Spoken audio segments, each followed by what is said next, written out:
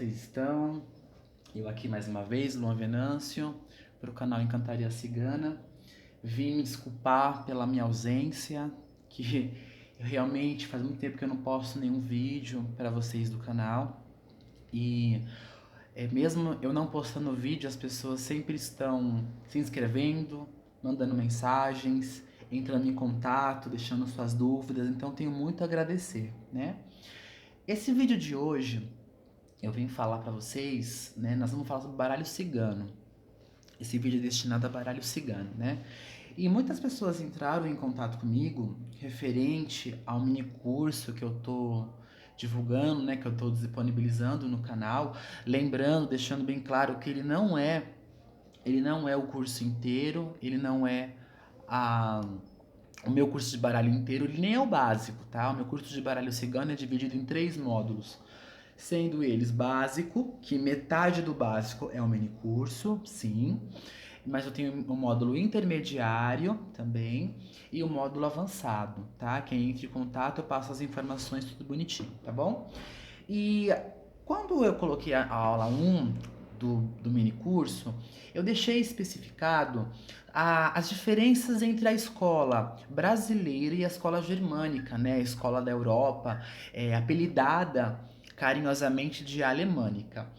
E muitas pessoas ainda se perguntam sobre qual é a diferença dessas escolas. Tem gente que não consegue entender a diferença. Então eu vim fazer esse vídeo, né? Eu vou fazer uma série de vídeos para ajudar o estudante nessas dúvidas sobre essas escolas e eu vou estar falando mais sobre a escola europeia, porque aqui no Brasil a gente já tem bastante material sobre a visão do Brasil, que é muito boa, que é maravilhosa, e tem pessoas que querem ter essa aprofundagem melhor com os naipes, né? Com a questão com a visão da escola europeia, tá bom? Então aqui a gente tem um deck, né? O deck do mini curso, o deck da escola brasileira, né? Então a gente vê aqui um símbolo, o desenho e a parte numérica, né? E a primeira diferença que é muito interessante a gente observar, é que a divisão, a escala, a hierarquia das cartas, elas estão no número. Então a gente tem a carta 1 do cavaleiro, a gente tem a carta 2 dos obstáculos, a gente tem a carta 3 do navio, a gente tem a carta número 4, né, e 5 da árvore e assim por diante, tá? Então a primeira diferença que a gente vê na escola brasileira é que a gente estuda o baralho por esses números. Carta 1, cavaleiro, carta número 2, obstáculos e por aí vai, assim por diante. Quando a gente estuda a escola europeia, não é essa mesma diferenciação. Nós não trabalhamos muito com os números aqui inseridos, nós não temos essa divisão. Toda a hierarquia da escola europeia, ela se dá pelo naipe. Então, o naipe, ele é extremamente importante para o estudante da escola europeia. Então, as cartas, elas são agrupadas em quatro famílias que estão divididas em naipe. Então a gente tem aqui as cartas do naipe de copas, que a gente tem 6 de copas, as estrelas, 7 de copas a árvore, 8 de copas a lua, 9 de copas o cavaleiro, 10 de copas o cão, aí vem o valete de copas, que é o coração, a rainha de copas, que é a cegonha, o rei de copas, que é a casa, e o as, que é a carta do homem, que pode ser a primeira e o último, né? Então a gente tem a família do naipe de copas, depois vem a família do naipe de ouros, e depois vem a família do naipe de espadas, e até terminando com com o naipe de paus, aqui. Então, quando a gente estuda a escola europeia, a gente estuda por essas famílias, as famílias naipianas mesmo, tá? E o que acontece também? O que acontece muito é que as pessoas que jogam, que vêm do tarô, né? Que vem do tarô, isso é tarô. Lembrando todos que isso daqui não é tarô, são cartas ciganas. Isso daqui não é tarô, não é tarô cigano não existe. Eu sei que a gente divulga esse nome, né? Mas Tarô é uma estrutura de 78 cartas, sendo 22 arcanos maiores e 56 arcanos menores, tá bom? O que acontece? Vem o estudante ou o praticante dessas cartas do tarô e ele se depara com naipes também, né? O cavaleiro, o rei de ouros. Aqui a gente tem o 8 de paus, a gente tem aqui o 8 de copas. Então a pessoa que ela vem do tarô e ela se depara, não? Ela se depara com esse cenário de naipes, ela acredita que o mesmo significado dessa estrutura aqui do tarô é igual do baralho Lenormand. E não é. Isso está errado. O tarô, ele traz essa estrutura desta cartomancia que a gente está vendo aqui, tá? Para a gente estudar a escola europeia, a gente precisa entender um pouco mais da história da cartomancia. Não tem só um tipo de cartomancia. Existe a cartomancia espanhola, que tem um tipo de visão, a cartomancia francesa, que essa que é a do tarô, tá? O tarô é inspirado na cartomancia da França, porém que tem esses símbolos, ouro, paus, espada, copas, né? Porque nos demais tem nomes diferentes. Porém, a cartomancia que está inserida no Lenormand não é a mesma francesa. Ela é a cartomancia da antiga Prússia. Há toda uma questão histórica que mostra que os alemães, né, que o povo germânico, o povo dessas culturas, não se davam bem e não associaram esses significados. Esta visão não foi aceita na Prússia. Então, eles modificaram e fizeram uma modificação em alguns significados. Então, por exemplo, essa divisão de ouros, paus, copas e espadas da França não é igual da Alemanha. E o Lenormand segue a escola simbólica da cartomancia dos países alemânicos, né? Da Alemanha, da Prússia, da antiga Prússia. Então, ou seja, o significado não é o mesmo. Quem vem do tarô e acha que é só transferir todos os significados para o Lenormand, tá tudo certo, tá cometendo um grande equívoco, tá cometendo um grande erro, porque não é isso não, tá bom? Nós vemos aqui que a escola, vamos falar assim, né, em questão mais grosso, as diferenças entre a escola europeia e brasileira. Eu já expliquei no mini curso que a primeira diferença que nós vamos ver é que na escola brasileira, nós vamos ver a carta 28 e 29, carta do cigano e da cigana, que são chamadas de cartas testemunhas. Essas duas cartas, elas servem para identificação de personagens, né, e de figuras no meio do jogo, durante todo o jogo, principalmente se for o consulente e a consulente aqui, os gêneros deles, né? Então essas duas cartas são chamadas de o cigano e a cigana, devido à influência espiritual, né, de quando o Lenormand chegou aqui no Brasil. E nós vamos ver também a carta número 2, que é a carta já explicada antes dos obstáculos. Então, o deck, que deck é o conjunto de cartas da escola brasileira, vão ter o cigano, a cigana e os obstáculos. O deck da escola europeia, ela vai ter 28 homem, 29 a mulher. E a carta número 2 é o trevo. Pronto, é a primeira diferença que a gente vai ver, tá?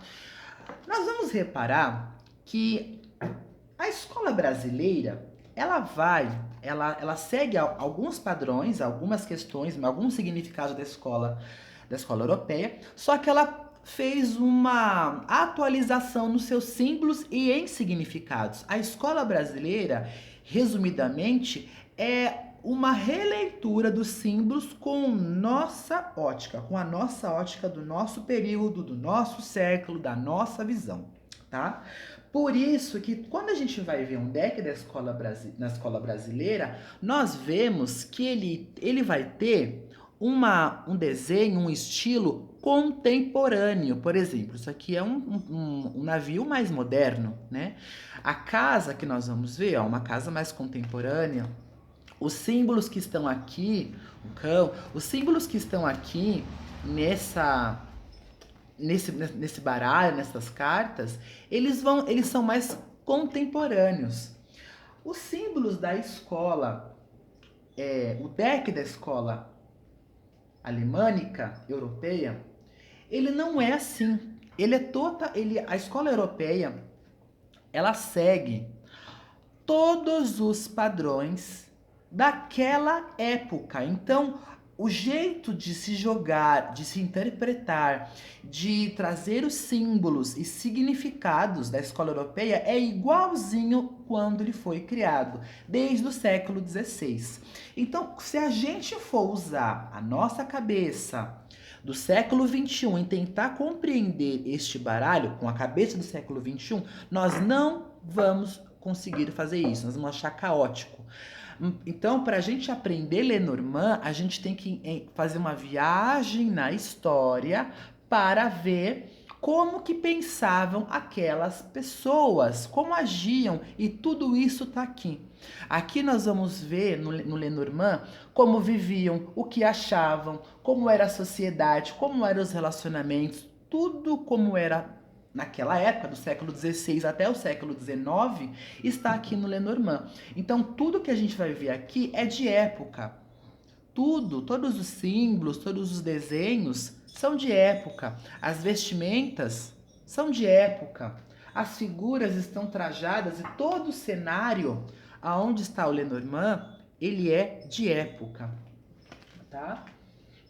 Então, e isso traz uma diferença na forma de se jogar, Luan? Tem diferença? Sim, tem bastante diferença sim, tá? Por exemplo, vou trazer algumas diferenças de significados, como mudam alguns significados, tá? Por exemplo, na escola brasileira, a carta ligada à saúde é a carta, normalmente, né, a carta do jardim, a carta 20. Né? As pessoas acreditam aqui no Brasil que essa carta tem a ver com a saúde. Na escola europeia é a árvore. A árvore é a carta tema para se falar sobre saúde, tá bom? Por exemplo, a carta mais negativa da escola brasileira, né? A carta mais negativa do baralho cigano aqui no Brasil, só um minutinho que eu tô procurando aqui. Onde está? A carta mais negativa do baralho da escola brasileira é a carta número 8, que é o caixão, que eu tô procurando o caixão aqui, não estou achando.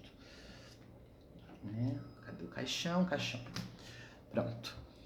A carta do caixão é a carta mais negativa daqui do Brasil, porque é uma carta de fim, de encerramento, tá? Um outro detalhe grave quando as pessoas que vêm do tarô e acham que essa carta é transformação. Essa carta não transforma nada, essa carta não é uma lâmina de alteração. Lâminas que transformam são lâminas de alteração. Existe uma classificação, né, de hierárquica das cartas, início, alteração, definição, adição, subtração, tem toda uma questão hierárquica nessas cartas. E essa carta não transforma nada, ela encerra, é a morte. Ela é o recipiente do defunto, não é o ceifador, diferente do arcano 13, né? Então essa é a carta mais ruim, né, mais negativa, é o não mais enfático do baralho, né? É essa carta aqui. Agora, quando a gente vai para a escola europeia, é a carta das nuvens. Essa é a carta mais temida do baralho, né? Por quê? Porque tem toda uma questão histórica. Aqui a sociedade era agrícola, eles plantavam, então quando tinha-se tempestades, tudo era perdido. Uma tempestade, se acabasse com uma plantação, era um prejuízo anual. Então, é toda uma questão histórica ligado ao Lenormand. Essa é a carta mais negativa da escola europeia, tá bom? Em contrapartida, a carta mais positiva para alguns daqui, né? É a cruz.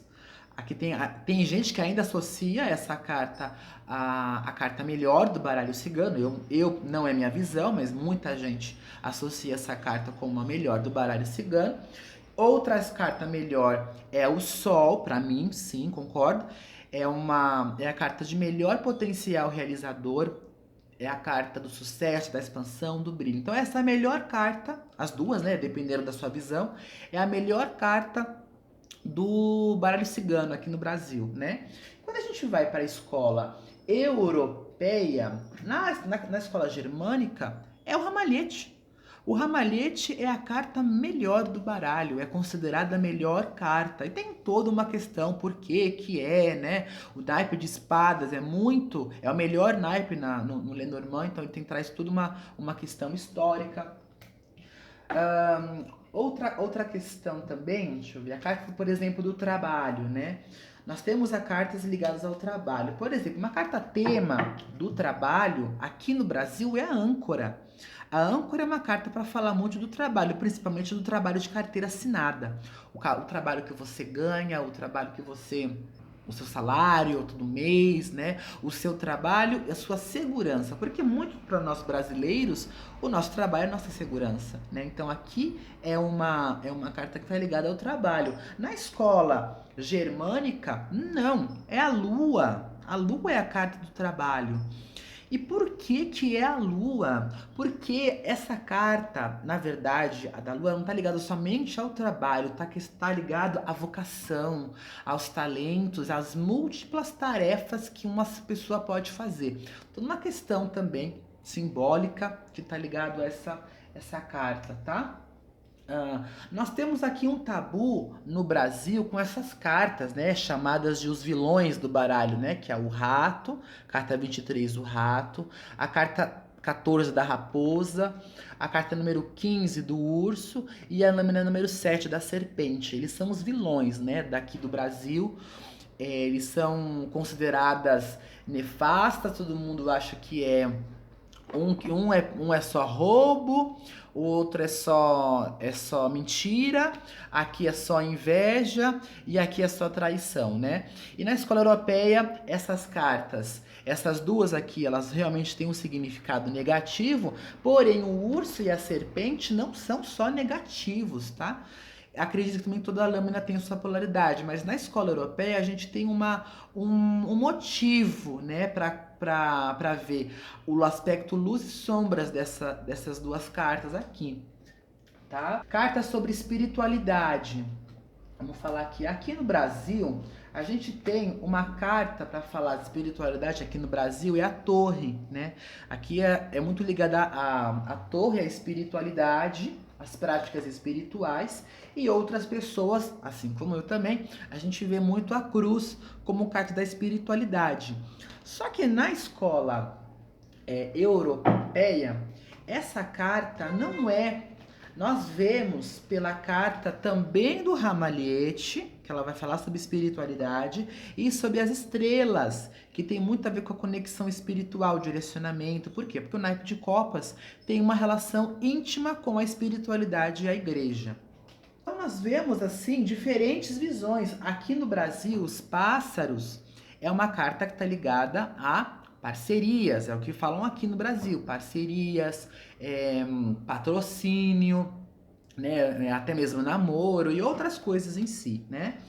E na escola europeia, a visão muda completamente, essa carta é negativa. Por quê? Porque os pássaros não eram esse tipo de pássaro que tá aqui, não é o mesmo, não são andorinhas, não são canários, é um pardal.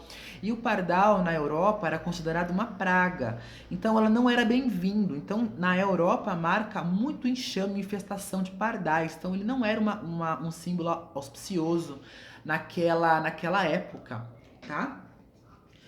E muitas outras cartas vão ter nuances e significados diferentes. Quando a gente lê o baralho através da escola brasileira, nós temos o costume, né, agora falando sobre métodos mesmo, né? Nós, na escola brasileira, a gente joga em linhas. né? A gente trabalha com conjunções de linhas. Então a gente lê uma linha. Aqui a gente tem, como eu já expliquei em curso também, já tá no mini curso. Só não aprende quem realmente não quer. Mas a gente tem linhas. Eu tenho a primeira carta, a segunda, a terceira, a quarta, a quinta. É assim que eu leio, né? Ação, reação, consequência e por aí vai. Essa é a forma de se ler. Na escola europeia, a gente já não lê isso. A gente trabalha com com o sistema que a gente trabalha como se fossem camadas. Então, tudo aqui na escola europeia, para eu fazer uma leitura, deixa eu colocar aqui, a forma que vocês vão entender melhor. Para eu fazer uma leitura através da escola europeia, eu não vou só olhar a linha, eu vou olhar todo o cenário. Eu vou olhar, eu vou achar meu consulente, eu vou saber o que está em cima, o que está embaixo, o que está do lado, o que está do outro. A gente fala que a gente lê blocos, em camadas. Nós trabalhamos com camadas, lemos primeiro os naipes para depois ver a manifestação, procuramos o consulente, né? É assim que se começa a ler até chegar em uma mesa real. E quando a gente está lendo, mesmo na escola germânica, não lemos uma linha desse jeito. A gente não lê a linha, a gente lê meio, direita e esquerda. Essa é a forma germânica de se ler essas cartas, tá? E além também disso, nós vamos ver que a escola brasileira, né? A escola brasileira, ela vai ter muita coisa boa. Ela vai carregar o nosso povo, a nossa história. Então ela vai falar sobre vários assuntos, incluindo a espiritualidade, essa questão de ligação com o orixá, essa questão de estar vinculada a cultos, quem responde, esse lado espiritual que a gente vê aqui no Brasil, isso somente existe na escola brasileira. A escola europeia não se trabalha com espiritualidade. Não se lê espiritualidade. Não, sim, nós brasileiros lemos, óbvio, né? A gente usa um baralho da escola alemã que a gente acaba lendo espiritualidade. Mas este baralho não foi criado para isso. Por que a carta da cruz é a carta da espiritualidade? Porque esse baralho foi criado numa época em que a religião era o cristianismo. Então, só se falava de assuntos ligados ao cristianismo, que é o quê? Uma bênção, a intervenção de Deus, nascimento, casamento, morte, acabou. Então a escola germânica, ela não trabalha com leituras espirituais, feitiços, rituais. Por isso que a carta do chicote, como a gente vê, não vai ter esse significado ligado à magia, como o povo fala aqui. Não vai ter magia, feitiço, essas coisas é empobrecer demais a carta. E na escola germânica, não se lê isso, não se lê dessa forma, tá bom? Eu espero, né, que vocês tenham entendido. Aí perguntam pra mim, Luan, qual é a melhor escola? Não existe melhor escola, não existe o jeito certo de se ler. Existe aquele que você se identifica. Eu gosto muito das duas. Eu trabalho com as duas. Eu trabalho, porém, para me organizar. Eu não posso gostar da escola alemânica, ter um deck da brasileira e horas eu olho a carta dos pássaros e falo que é parceria. Outras horas eu olho a mesma carta do pássaro e falo que é problemas. Não é assim que funciona. Você tem que escolher uma escola de acordo com o que você aprendeu, aquilo que você se identifica e seguir ela, né? Ou fazer igual eu divido por deck. Se eu leio, eu faço isso. Se eu estou lendo um deck europeu, eu sigo a escola europeia. É assim que eu trabalho. Se eu tô lendo um deck brasileiro, eu sigo a escola europeia. Muitas vezes eu leio mais o deck europeu, porque eu gosto mais mesmo, né? Mas ninguém é obrigado a fazer isso. E não existe melhor escola. Existe aquela que você se dá melhor. Tá bom? Eu espero ter ajudado vocês. Eu vou fazer vídeos em breve falando um pouquinho sobre cartas, sobre essas escolas e até mesmo aprofundar. E para quem quiser saber, eu nunca começo um curso de baralho cigano já na escola europeia. Eu nunca faço isso. Eu sempre começo pela nossa escola brasileira, que eu gosto muito, tenho muito carinho por ela. O meu módulo intermediário, por exemplo, é totalmente voltado a essas cartas aqui da escola germânica, tá? Então, o intermediário, ele é totalmente voltado. Eu vou estar dando algumas dicas, dando mais umas nuances sobre essa escola aqui, tá bom? Germânica. Fique com Deus, um grande beijo e até mais. Tchau!